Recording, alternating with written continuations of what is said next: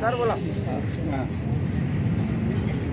आज राष्ट्रवादी काँग्रेसचे आमचे नगराध्यक्ष श्री सौ गायत्रीताई बंगाडे आज नगराध्यक्ष पदावरती विराजमान झाले। भुसावळच्या जनतेने यांना भरभरून आशीर्वाद दिलं, प्रत्येक समाजाने यांना साथ दिली। आम्ही राष्ट्रवादी काँग्रेसतर्फे सर्व मतदार बंधूंचा हात जोडून आशीर्वाद घेतलेला आहे। त्यांनी जे दिलेलं आहे आम्ही त्यांच्या सोबत सक्षम 1865 दिवस त्यांच्यासोबत राहू, 5 वर्ष। आणि भुसावळचा जो विकास रखडलेला आहे संतोष भाऊच्या आशीर्वादाने आणि ताईच्या आशीर्वादाने आम्ही पूर्ण करायचा पूर्ण प्रयत्न करू व भुसावळच्या जनतेला न्याय देऊ। सर काय बोलणार? राष्ट्रवादी काँग्रेस पक्षाचे उमेदवार आणि शिवसेनेचे आमची युती झालेली होती। शिवसेना उद्धव बाळासाहेब ठाकरे या दोन्ही पक्षाच्या वतीनं ताईंनी निवडणूक लढवली आणि त्यांचा विजय झालेला आहे। या विजयाबद्दल जनतेचा आम्ही ऋण व्यक्त करतो। आणि हा जो विजय आहे हा केवळ गायत्रीताईंचा नाही आहे, तर हा विजय आहे सर्वसामान्य जनतेचा। दलित, शोषित, पीडित, वंचित, उपेक्षित या सगळ्यांचा आवाज बनून आमच्या ताई राहिलेल्या आहे। अत्यंत गरीब कुटुंबातल्या व्यक्तीला आदरणीय संतोष भाऊ चौधरी यांनी उमेदवारी दिली आणि त्यांना भरभरून प्रतिसाद जनतेने दिला आणि निवडून दिलं। त्याबद्दल जनतेचं मी ऋण व्यक्त करतो।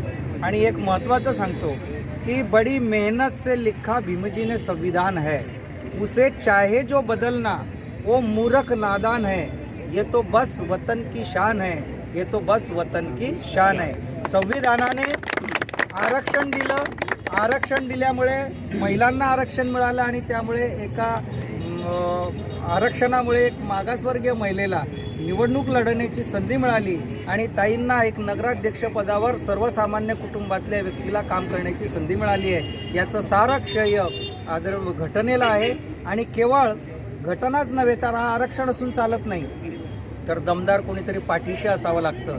आणि सर्वसामान्य कुटुंबातली आमची गायत्रीताई अत्यंत साधी भोळी, त्यांच्या पाठीशी दमदार 2 माणसं उभे होते, ते म्हणजे अनाथांचे नाथ आदरणीय एकनाथरावजी खडसे आणि भुसावळ नगरीचे शिल्पकार आदरणीय संतोष भाऊ चौधरी। हे दोन्हींचा आशीर्वाद त्यांना मिळाला आणि जनतेने भरभरून त्यांना प्रेम केलेलं आहे, मतदान दिलेलं आहे। गायत्रीताई कमी बोलणार आहेत, काम करणार आहेत। त्यांचं ब्रीदवाक्य राहिलेलं आहे निवडणुकीमध्ये, मी बोलणार नाही, माझं काम बोलेल।